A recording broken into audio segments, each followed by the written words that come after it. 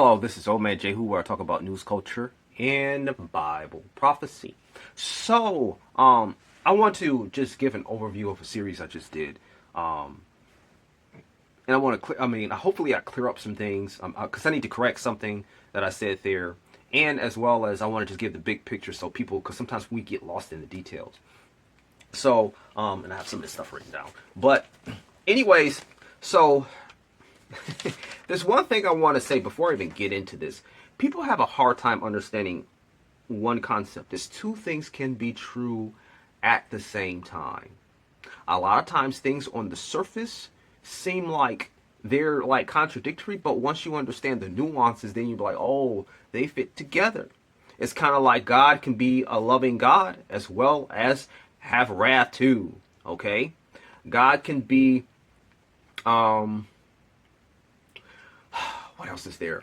That's just one big one. Oh, that there can be an all-loving God and as well as evil can exist at the same time. And then there's other ones too. But we understand what I'm saying. Two things can be true at the same time. Sometimes on the surface, they seem like they don't match. But then when you look into the details, it's like, oh, okay, yeah, these two things can coexist. But a lot of times people ignore get stuck on the fact that get stuck on certain facts and they can't see how, oh, okay, this does leave room for this to be true as well as this thing be true. Okay, so here's the basic overall story. Okay, and here's the thing, there's the overall story, there's the prophecies and the covenants, and then there's, okay, and so when you talk about these things, it's how they are individually, how they are how they work together all together, and then the details of these things. And I'm not going to get too much into the details because I already got into the details of these things in the series that I made, the 3-part series I made on Isreal. So basically, you have the big picture, okay? The big picture is basically that Jesus will come back and rule, and like, here's the thing. Here's the big picture. Jesus is going to come back and rule and reign on earth. He's establishing his kingdom on earth. That is the entire hope of it. I mean, because remember, we have the hope of his coming. The hope of his coming. Okay? Our Father, look at the Lord's Prayer. Our Father, who art in heaven, hallowed be thy name. Thy kingdom come, thy will be done on earth as it is in heaven. That's the beginning of the Lord's Prayer. Our kingdom come, your will be done. Your kingdom come, your will be done on earth as it is in heaven. So they want his kingdom to come and his will be done on earth. That's the whole hope. That's the whole how the book of Revelation climaxes as Jesus coming to rule and establish his kingdom on earth, and his reign being established forever. Okay, that's the hope of his. That's the hope of. I mean, that's the goal. Okay. With that being said, there's 3 questions that we have to ask. Okay, and then when you ask these questions, this is what are the prophecies that these involve, and what are the covenants that these involve. Okay, so what happens right before Jesus comes back? What happens right before Jesus comes back? What happens when Jesus comes back? And what happens after Jesus comes back? Okay, what are the covenants and the prophecies that are being fulfilled in those 3 things? Okay, so let's start with what happens right before he comes back. Okay, what happens right before he comes back? Look at Matthew 24. Okay, Matthew 24. All right, now I'm not addressing the amillennialist here or the preterist here. I'm not addressing this. I'm talking to people who aren't preterists. So if you're a preterist, this is not a video for you because I'm not going to address that. This is just kind of an overview video here.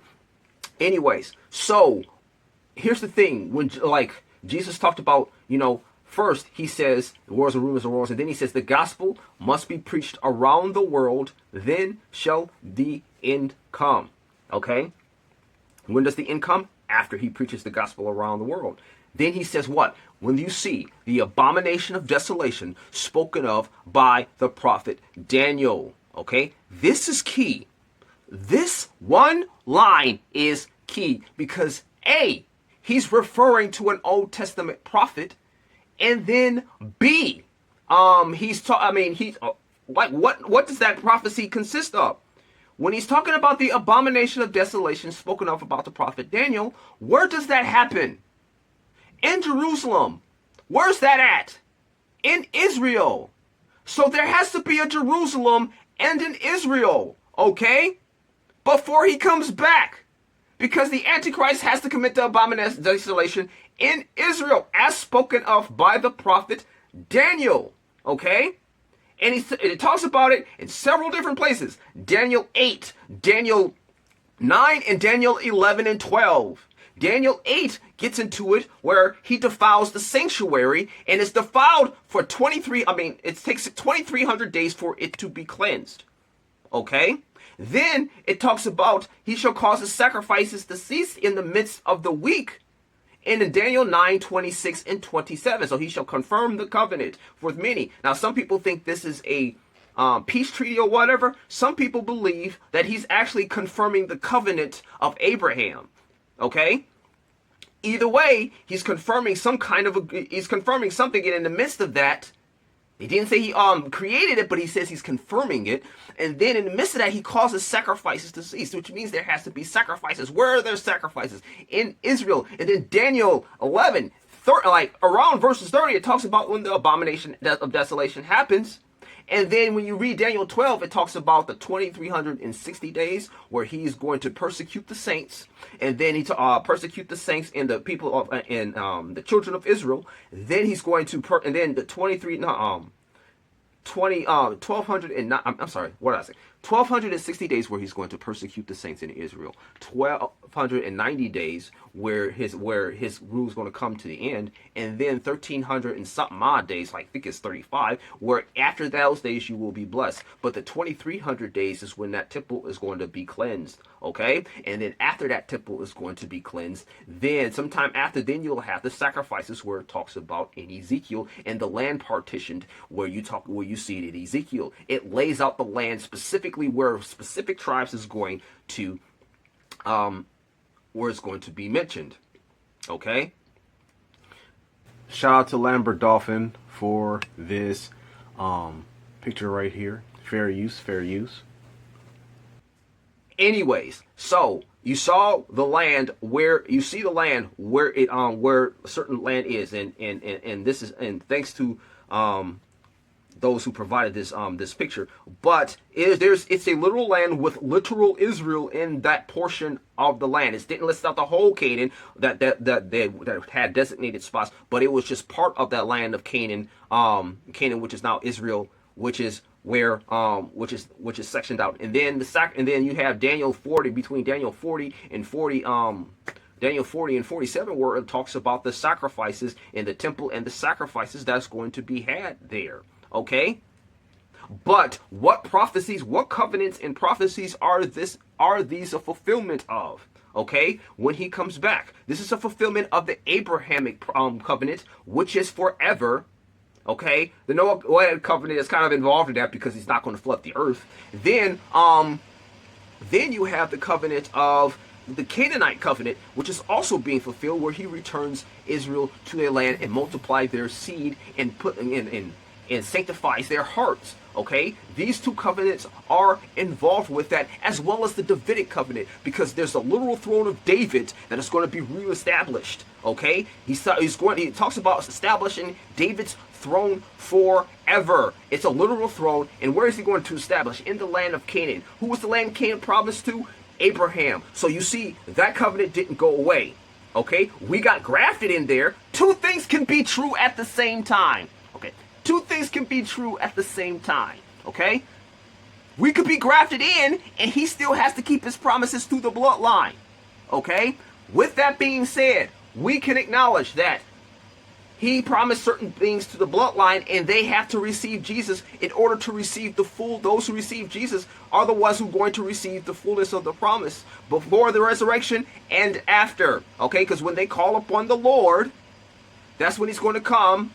After he pour out his spirit on them, they call upon the Lord, and that's when he's going to come. And those who call upon the Lord, those are the ones who's going to receive the fullness of his promise as far as his bloodline is concerned. But we're also grafted into that. But we're not going to rule and reign from Canaan. We're going to be ruling and reign the rest of the world. Maybe some of us are in Canaan, but that's not the land of Canaan, which was promised to Abraham. Is promised to Abraham's bloodline, but there's going to probably be others that aren't part of his bloodline that are there too, because there was initially, when he pulled out of Egypt, there was a mingled people who he pulled them out of Egypt. Okay, and then we also saw people like Rahab um, and Ruth, who also got grafted into that. Okay, anyways, anyways, let's just get into it. So that what happens before. Remember Matthew 24. You can't get Matthew 24 without all the prophecies that they're going to return to Israel. And they're not going to be right with God when they return to Israel. Okay? They're not. That's why you're going to have the tribulation, because they're not going to be right with God. There will be no need for a tribulation and for a great Jacob's troubling if they were seeking God. Why would he tribulate? Because the tribulation is for them to receive God, so they can call upon the name of the Lord, so shall they be delivered, which they kind of referred to in which they talked about in Joel, because Joel talked about them pouring out the Spirit, and then the northern army, which the king of the north is the Antichrist, which talks about in Daniel 11. When they call upon the name of the Lord, after they divided his land and their land, okay, after they divided his land, and they call upon the name of the Lord, and he shall deliver them from the armies of the north, which is the battle of Armageddon, okay, and the Antichrist, which is referred to as the king of the north, because there's the king of the north and the king of the south. They go at it, and then Israel gets dragged into that, okay, because he gets in his feelings or something like that. But anyways, so with that being said, so I mentioned the Canaanite covenant being fulfilled, the Abrahamic covenant being fulfilled, and which are both unconditional covenants, and the Davidic covenant being fulfilled. All of these covenants are unconditional covenants that are being fulfilled when he comes back. Before, during, and after. But before, you see a part of the Canaanite. It's before he comes back. You see the Canaanite covenant being fulfilled, as in him bringing Israel back into the land and sanctifying their hearts. Okay, it talks about that in the prophecies about the new covenant in Ezekiel and in Jeremiah, but as well as in the Canaanite covenant, which was given separately from the covenant on Sinai. Because I get the Canaanite in the Mount Sinai covenant switched up. Now, the Bible should be broken up into two sections. Okay, I mean, if you're going to break up the Bible into two sections, it shouldn't be called the Old Covenant and the New Covenant, because that's misleading big time. It should be called the Torah and the New Covenant. Okay, if you're going to break them up like that, because all the covenants in the Torah aren't passed away. Okay, and then there is a new covenant though. So yes, those two things can be true at the same time. There are some still ongoing covenants, and there's a new covenant. For example, okay, let's look at the covenant with Noah, where he's not going to flood the earth. Okay, this is a forever covenant, and there's conditionals and unconditional covenants. The unconditional covenants show that it's God's power to keep his word despite of us doing anything, and God's conditional covenants show that he's going to keep his word. That he's nothing to play with, that our actions have consequences, and that he's still going to keep his word. That there's more than one side of him in keeping his word too. But anyways, so you have the covenant with Noah. Okay, Noah, he's not going to flood the earth again. Okay, that's the whole thing with Noah. He's not going to flood the earth again. And every time you see that rainbow, you don't think of homosexuality. You think of as far as the Christian is concerned, at least that's what they shouldn't think of. They think of the covenant of God to not destroy the earth with water. Now, he didn't say he wouldn't destroy the earth. He just said he wasn't going to destroy the earth with water. Read the fine print. Now, did this just go away when Jesus rose again? Because this was a covenant. This was a covenant in what we call the Old Testament, right? Did that just go away when Jesus rose again? Like, oh, that doesn't count anymore. No, it doesn't. Okay, we're still under that covenant. Okay, we're still under that covenant. And there's like, as long as you're on earth, you're still under that covenant. But, like I said, two things can be true at the same time. Two things can be true at the same time. There's that covenant he made with Noah that's still existing, as well as that covenant that he had, which is with those who want to take part of the new covenant, Jew and Gentile. Okay? So then you get into, so that's the Noahic covenant. That was an unconditional covenant. Then you had the covenant with Abraham, who wasn't a Jew. The Jews came from him, but he wasn't a Jew. Okay? Now, they promised him that the earth will be blessed through his seed, that he will multiply his seed. and that he would talk about kings and nations, or kings and whatever shall come out of it, and then he promised them land. We are part of the kings, and we're part of the earth shall be blessed by us. We were brought forth by the seed. I mean, we're part of that seed that will be, the earth will be blessed because we're one with Christ, and so we're one with that seed. We're grafted into that as facts that we consider us part of the multitude. But as far as the land of Canaan being concerned, Jesus is going to rule from that land of Canaan, but we're going to rule the earth. We're going to rule the earth. I mean, Jesus rules the earth too. I mean, Jesus rules, we rule the earth with Jesus, but the land of Canaan, Jesus is going to rule the land of Canaan. When he comes back, that's going to be fulfillment of this covenant to Abraham. He's coming back with Abraham, Isaac, and Jacob. Why would, I mean, he made the covenant with Abraham. Why would this go away? Because Abraham is going to come back on earth. Do you think he's not going to be taking part of the land? He's coming back with Jesus, Abraham, Isaac, and Jacob. Abraham, Isaac, and Jacob are coming back. He made the covenant with them when it comes to the land. When he comes back to the land, he would be like, no, your seed didn't fulfill their part. You know, therefore I can't keep it with you. He's coming back. Abraham's coming back with Jesus, bro. Okay? I'm pretty sure he's going to be part of that land. I mean, part of the, he's going to rule and reign from that land with Jesus, okay? I mean, he's going to have an inheritance in that land with Jesus, because that's what it was promised to him, and it was promised to him, and it was promised to his bloodline. Remember, I talked about it in Ezekiel. It's a fulfillment of that prophecy, okay? Ezekiel talks about the fulfillment of that prophecy. Oh yeah, and another thing I forgot to mention about Ezekiel. Right before his coming, also, Paul talked about there should be peace and safety, okay? Paul talked about peace and safety before he comes. What prophecy is that a part of? What prophecy is that fulfillment? Fulfillment of? It talks about that in Ezekiel 38 and 39. I mean, 37, 38, 39. When they say peace and safety, and they have unwalled villages, who is that? Israel. And then sudden destruction came upon him. And then when sudden destruction comes upon them, then like it says in Zechariah, they shall call upon the name of the Lord, and he shall pour out their spirit like David, and whatnot. And I talked about this in the 3 videos I'm going to get into in the future. Okay? All right? Well, I got into in the past, but the 3 videos that are should be subsequent to this. All right? Now, there's the Abrahamic covenant, which was like, okay, so let me just read through some stuff about when it comes to this covenant. Okay, so here's the thing. All right, so we'll just read Hebrews 6 and 11. Okay, it says, we desire that every one of you should the same diligence to the full assurance of hope unto the end. Okay, that ye be not slothful, but followers of them who through faith and patience inherit the promises. Okay, by faith Abraham did inherit the promise, but the promise once he got it was unconditional. Okay, it's not conditioned on to what his seed does.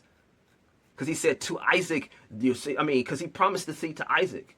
Okay, I mean, he promised the blessing to Isaac. But anyways, whether you believe that's relevant or not. For when God made the promise to Abraham, because he could swear by no greater, he swore by who? Himself. He swore by himself, saying that surely I will bless thee, bless thee and multiply, I'll bless thee and multiply thee, and I will multiply thee. Okay? All right, and then it says, so after patiently he endured, he obtained the promise. Okay? He by faith did obtain the promise, but the promise was unconditional to his seed. Okay, now let's look at Genesis. Genesis chapter, we'll start with Genesis chapter, let's go, Genesis chapter 14, okay? Genesis chapter 13, verses, we'll go 14 through 18. It says, for the Lord said unto Abram, after that Lot was separated from him, lift up now thine eyes, and look from the place where thou northward, southward, and eastward and westward, for all the land which thou seest, thee shall to thee I will give it, and to thy seed forever. Forever I will make thee see the dust of the earth. And so if a man can number the dust of the earth, then thy seed shall be numbered. Okay, that's verses 14 through 16 in chapter 13. So then let's read Genesis chapter 22. Now, some people, okay, so then it says, So then Genesis chapter 2, which is what Hebrews was talking about, it says, and like he kind of reaffirmed the promise, and this is how Abraham through faith achieved the promise. So what happened was Abraham, this is right, he was told to offer Isaac as a sacrifice. So he did offer Isaac as a sacrifice, and when he was about to sacrifice Isaac, then God was like, don't do that. And then he gave him another sacrifice. And then so this is what happened. So this is right after that. Right after, I believe, is right after he performed the sacrifice. So verse 15, and the angel of the Lord called unto Abraham out of heaven the second time. It says, by myself have, okay, so listen to this. By myself I have sworn, saith the Lord, for because thou hast done this thing, because thou hast done this thing, so Abraham by faith did this thing. Okay, yes, it was by faith, but yes, he had faith, but yes, he also had, that work that he did was how he established his faith. Okay, he didn't just sit there, I believe you. No, his faith was demonstrated through his works, so his faith was kind of as righteousness, not his work, but his faith produces the work, but his faith did produce the work though.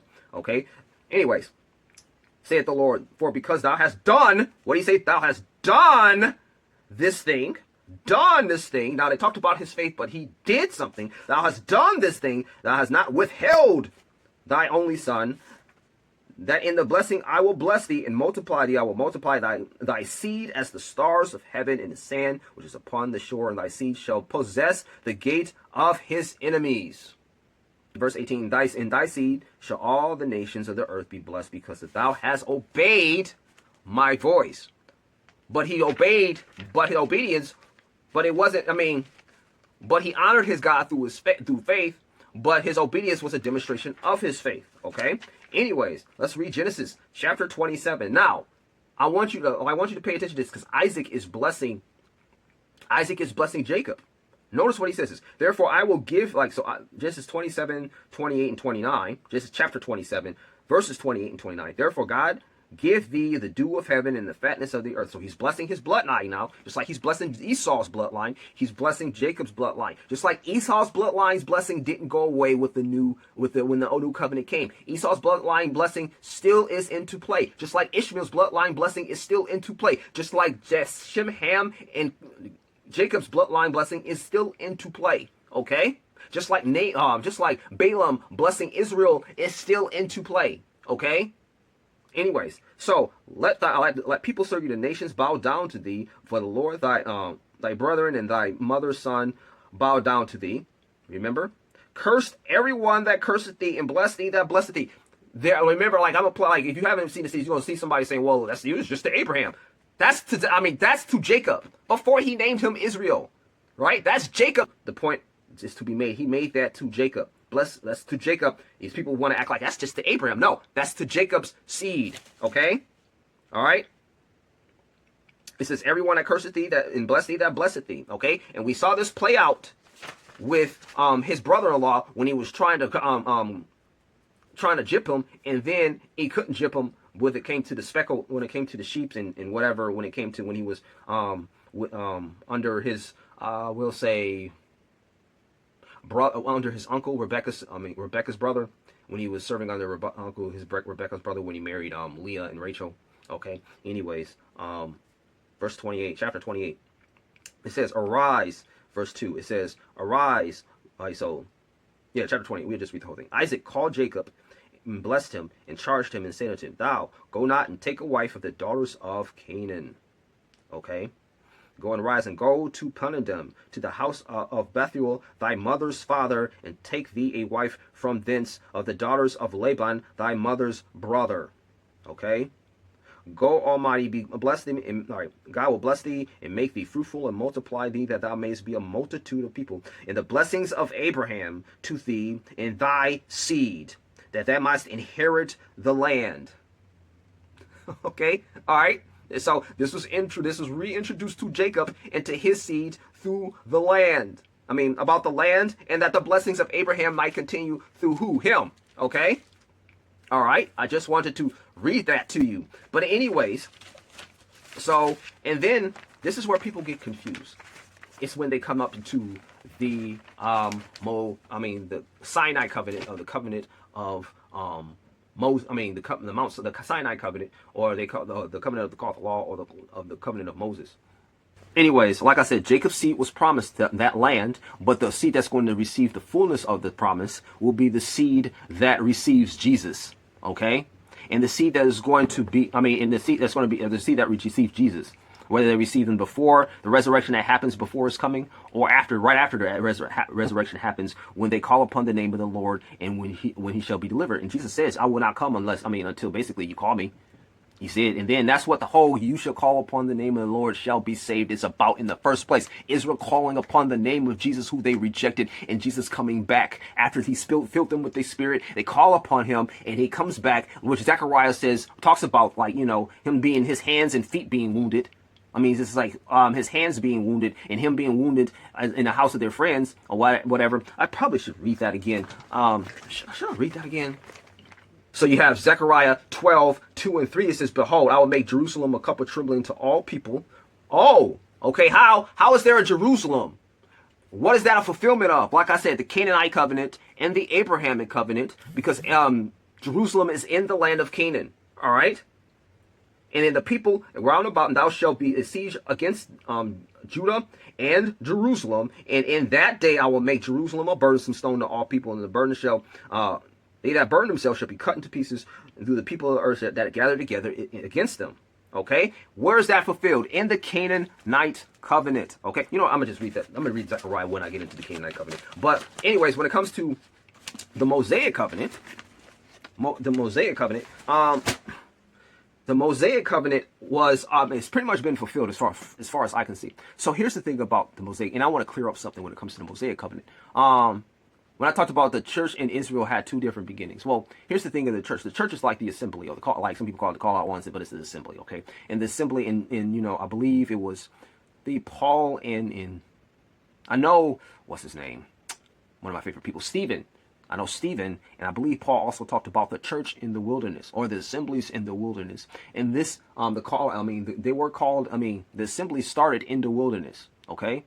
They were called out in the wilderness, and a covenant was made unto them that they will be kings and they will be kings, priests, and a holy nation. And he made that covenant when he made the covenant and established the law. Okay, so the law had three parts. It was the civil law. There was a law which was conducted in Israel, like how do you deal with land disputes and stuff like that. That was an Israel only thing. Or even how you dealt with certain sin. That was an Israel only thing.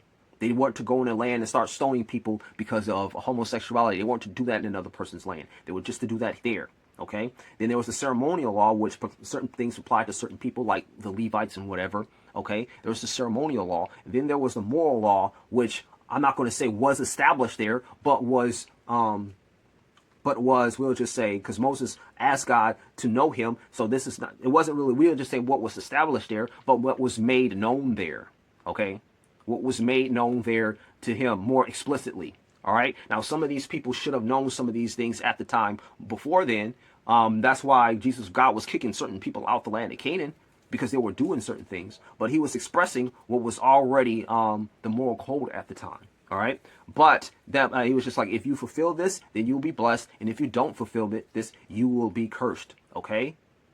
But now. All right. But now and then and also Gentiles can be grafted into that. OK, if they wanted to take part of the covenant, like you saw people grafted into that. I mentioned this Rahab, Rahab, Ruth, and there were various others, like when Israel called out, there was a mingled people. You could take part of it. If you wanted to take part of that covenant as a Gentile, you can take part of it, just like the covenant now. It was to the Jews initially. This had nothing to do with the Abrahamic covenant. Nothing to do with the Abrahamic covenant. It's just said if you want to receive certain blessings, and you can, as long as this covenant is around. But according to y'all, okay, according to at least y'all, this covenant is no longer around. So therefore, this covenant is a moot point. So referring to this covenant as they shouldn't be in the land is not a thing, because y'all say it's no longer around and it's replaced by a new covenant. So according to your own logic, this is not a thing. Okay? Now this has been a thing, but this is not a thing now. But you see, there was a covenant made right after that. Okay? That was replaced with the new covenant. He made that to them. He said he was going to give them a new covenant because the old covenant, to replace the old covenant that y'all did not keep, where they was going to write the commandments in their hearts. Okay? But this doesn't mean that the Gentiles couldn't take part of it.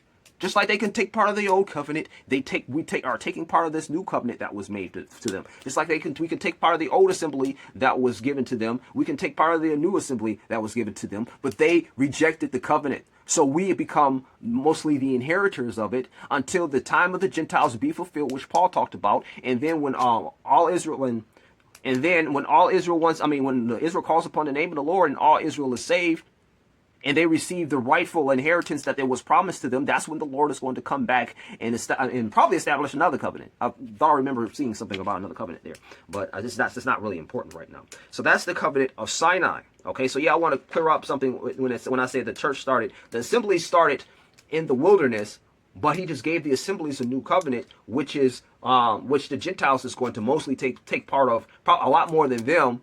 It's not to the Gentiles, it's to them. It's just the Gentiles will take part of it a lot more in them. And this is where you get the whole, the natural seed is not really, it's not necessarily about the natural seed. It's about the spiritual seed. And yes, the Israel who's going to receive the fullness of the promises are the ones who are going to receive Jesus. No doubt about it. Because you're not, just like even under the old covenant, people don't know this, but even under when there was the Sinai covenant that was going on, okay, there was people outside of Israel that followed God, but they just weren't part of that covenant.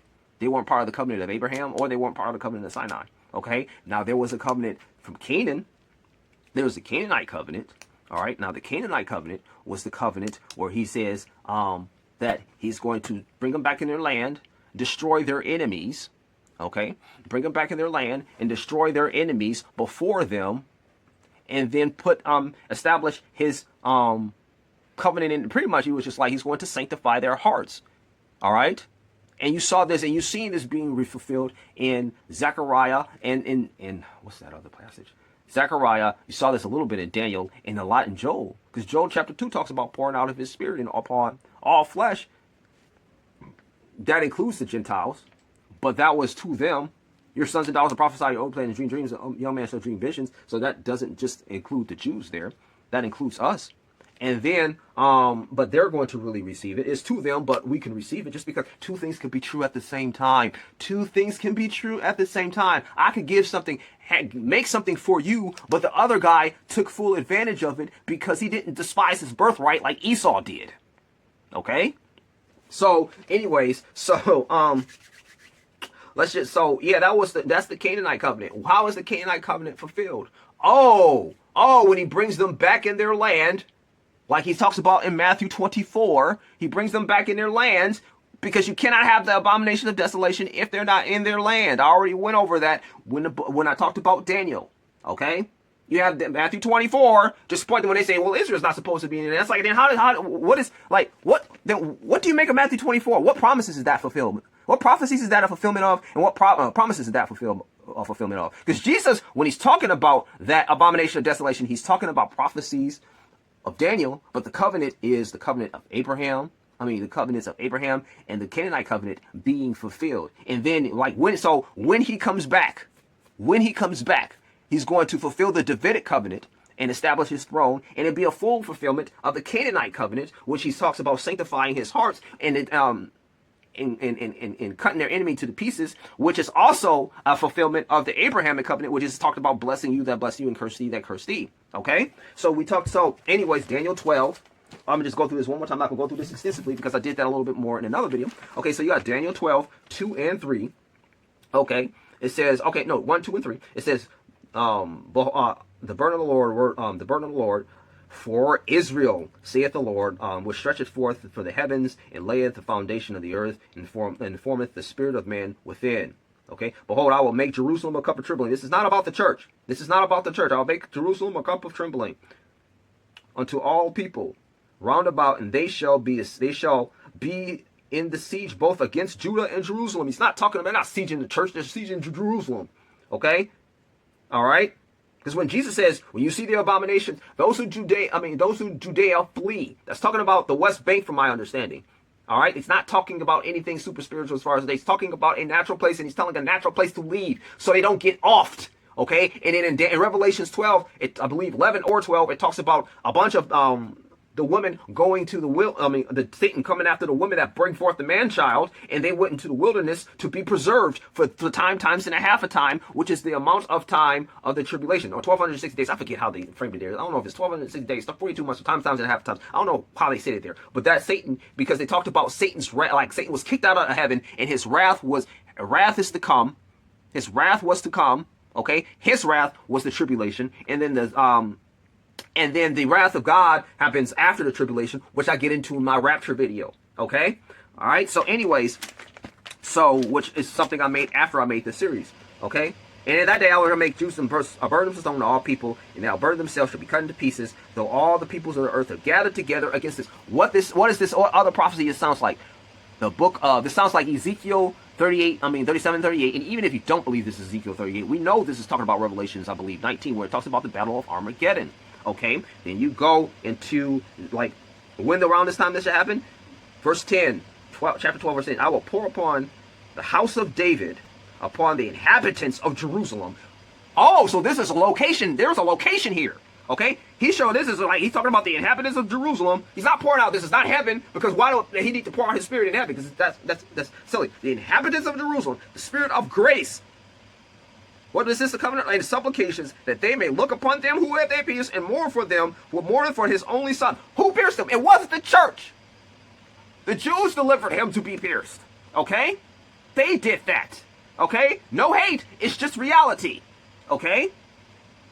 And in that day, there shall be a great mourning in Jerusalem, as in Hadad Ruman in the valley of Megiddo, which is associated with the valley of Armageddon. Okay? All right?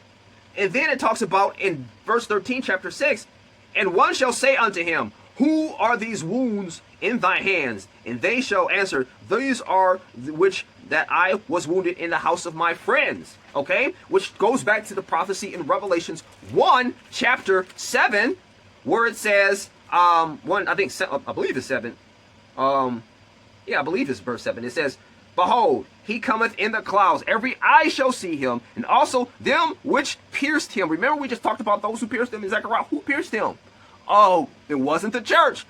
That's like, whoever you think it wasn't the church. Okay? So anyways, those who pierced him, and all kindreds of the earth shall well because of him. Amen. And this is a fulfillment of, all right, so yeah, this is a fulfillment of the Canaanite prophecy, the Canaanite covenant, where he promised to sanctify, which was a different covenant than the covenant that was made on Sinai. It was a separate covenant. It even says in verse 29, verse 1, where he talks the covenant, it says, these are the words of the command of Moses to make children of Israel the land of Moab, beside the covenant which he had made in Haram. Okay, this is a different covenant. Remember that. I go talk about this elsewhere. And then it says, all right, then it says, I believe, we'll just start from verse 3 and verse 4. All right, no, we'll just start from verse 2. It says, well, we might start from verse 1. I don't know. That's it. But we'll just start to verse 30, chapter 30, verse 1. It says, it shall come to pass, when all these things have come upon thee, the blessing and the curse. Okay. Let's not, like, people ignore the Canaanite covenant.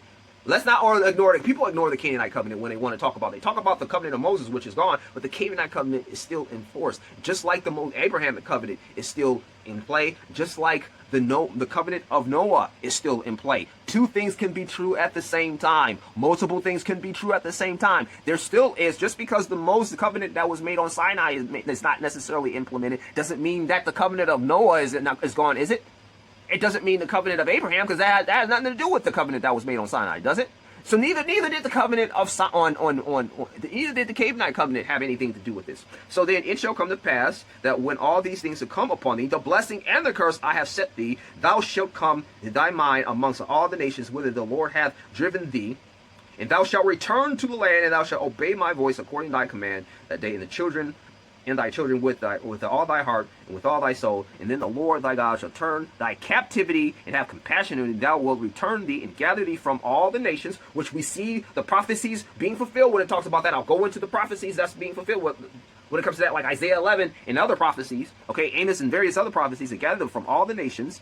And I have be driven unto the outposts of the heavens, and from thence, I'm not reading this right, forgive me of my illiteracy, will the Lord that I gather thee from thence with he fetch thee. Okay, that went really smooth when I read that. Anyways, the Lord thy God will bring thee into thy land of thy fathers possessed. Okay, this is future. This is the future. Okay, thy fathers possessed. So they were dispossessed. They were dispossessed, and you will bring the land that fathers possessed, and thou shalt possess it, and thou will do thee good unto thee, and multiply these above thy fathers. So he's going to multiply Israel above the fathers. And I will circumcise your heart, and thy heart of thy seed, and the love of God will be in thy heart, and I will in thy soul. And what else will he do? And the Lord will put on curses upon thy enemies, on them that hate thee and persecute thee. Oh, I thought this was just to Abraham. Oh no, it's to Abraham and Jacob's seed. Okay? Don't forget about the Canaanite covenant. That's the covenant people tend to ignore when they talk about this. The Canaanite covenant. The Canaanite covenant. Say it loud. The Canaanite covenant. Okay? All right? And the Abrahamic covenant is not done away with. We're just grafted in. It's not to them. We're just grafted in. And the ones who's going to receive the fullness of them are the ones who have to receive them. So this is not me muting out the people that didn't receive Jesus. And yes, they're going to have to come into the land before they receive him in order to have the great tribulation so they can call upon him. Okay? My point is that there's covenants that are still like there's the new covenant, and then there's the new covenant in the Torah, and many of the covenants in the Torah are still in place. Yes, maybe the covenant that the covenant of Sinai is not going on. That's replaced with the new covenant, but that doesn't nullify the covenant with Noah, does it? No. Nor does it nullify the covenant of Abraham, does it? No. And we saw in the Canaanite covenant that they already weren't going to keep the covenant. That's why he made another covenant. He was just like, despite the fact that you got driven out your land, why were they getting driven out their land? Oh, because they didn't keep that covenant. And then he talked about, okay, I'm going to bring you in your land, sanctify your heart, and then crush your enemies that hate you. Okay, this is a long synopsis of what I'm supposed to get into in the future. Okay, a long one, but this is what it is. I go into it a little more thorough in these other videos. But anyways, yeah. So remember, like, just ask him these 3 questions, bro. He says, what happens? Okay, so when someone acts like Israel's not part of like the covenant of Israel's, like he doesn't have a covenant with the bloodline anymore. Okay, look, he does. All right, and the covenant, that Canaanite covenant, is being fulfilled now. Okay, he hasn't fully, he's bringing them back in the land, and then he's going to sanctify their hearts after he brings them back in their land. Okay? And then the heathen, when he sanctifies, like when he judges them, when he judges the heathen for coming, when he judges their enemies for coming against them, then the heathen is going to recognize that Israel was driven out because they didn't obey God. It talks about this in Ezekiel. And Israel is going to know the power of God. Okay? But anyways, yeah, I might, do I want to read that again? Like, it talks about this in Ezekiel. Now, let me read to what he says before he gets into when he's going to bring them back and judge their enemies. Just like it said in Zechariah. It says, all right, so it says in verse 23, the whole land should be brimstone, salt, and burning, not sown, nor beareth grass, nor groweth therein, and overthrow like Sodom and Gomorrah, Admah, and Zubian, and, bro, I am not reading that right, which the Lord overthrew in his anger and his wrath. And you know, Israel was pretty desolate before they came back in 48, and even all the nations shall say, just like I read in Zechariah, wherefore hath the Lord done unto this land, meaneth the heat of his anger. Okay, and the men shall say, because the Lord has forsaken the covenant of the Lord God their fathers, which he made with them, and they went and served other gods, and worshiped whom they knew not, and he had given unto them. All right, and it says, and the Lord the anger of the Lord was kindled against the land, and to bring upon the curses that are written in the book. And the Lord rooted them out of the land. Okay? And the secret thing, and then it talks about the secret things or whatever. Okay? It talks about it. So in the beginning of the covenant, it talks about them being rooted in the land, and the heathen saying, why is the Lord mad at them? It says, because they didn't obey. Remember Ezekiel? Ezekiel was a fulfillment of this. Remember, I just read that. Okay, and then I read the rest of the covenant to you. Let me read it one more time. Now let's remember, 2 things can be true at the same time. Anyways, it shall come to pass when all these things come upon thee, the blessing and the curse, because they have received the blessing before, I have set before thee amongst all the nations, shall call them in mind among all the nations, whither the Lord God hath driven thee, and thou shalt return unto the Lord thy God, and shalt obey his voice according to all I command, and thy children with thy heart.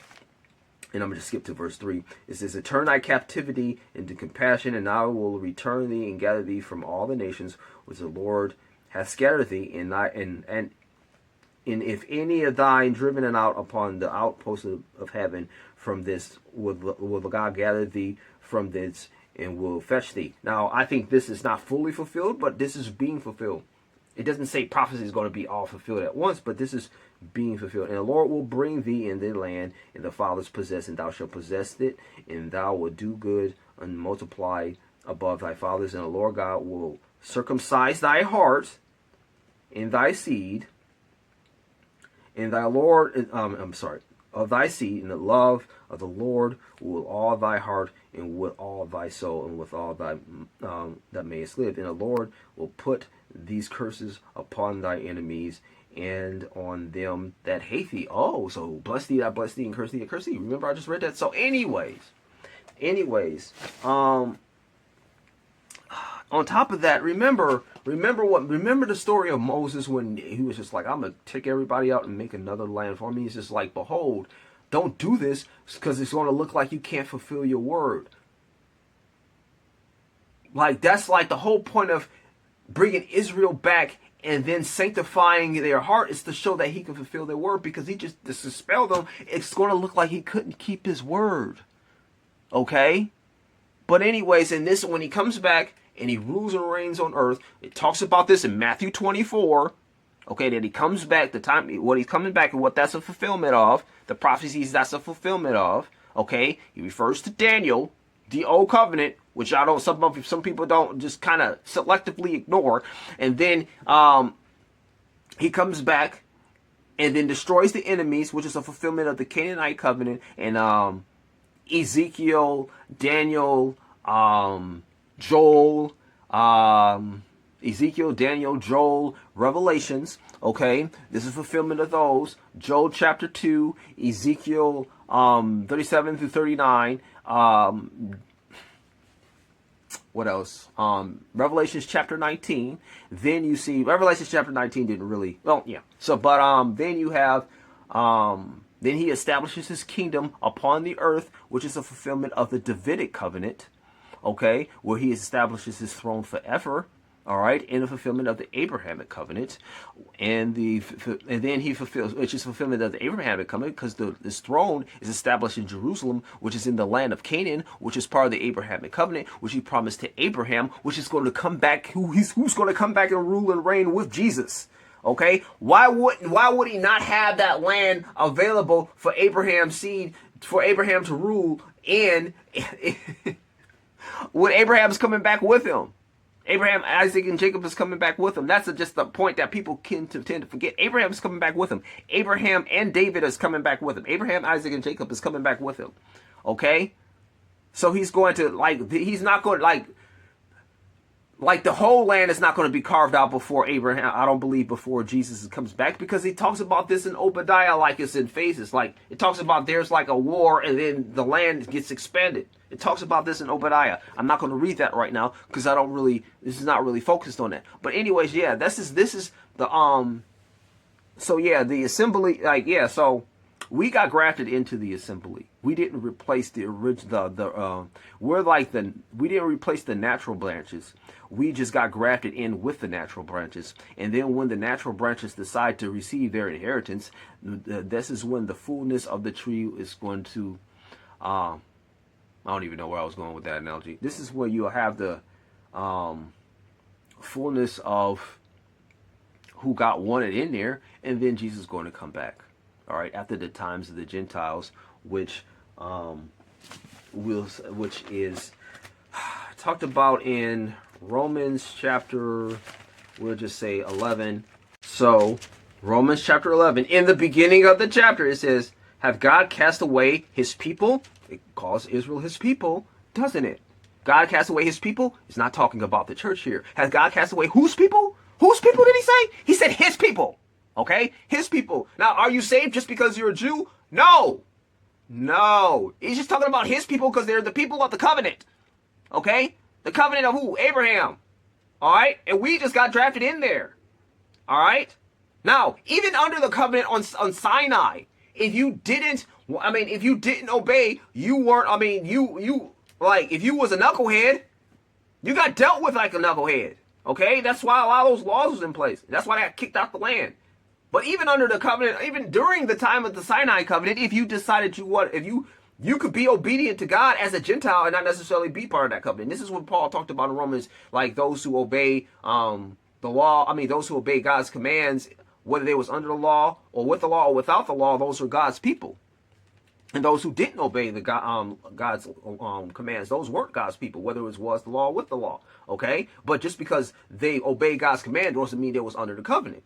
Example: Melchizedek wasn't part of the covenant. Abraham gave his priest offerings, gave a tithe to him, or Job wasn't part of the covenant, but he was a godly person, okay? And he existed around the time of Abraham, as far as some people say. It kind of does line up because of how old he was when he died was like 100 and something, 170 something, which is about how old Abraham was when he died. And like, if you look at the progression of how old people were when they died, you can tell what generation of what they were, by how long they lived between the time of Abraham and the time of Noah.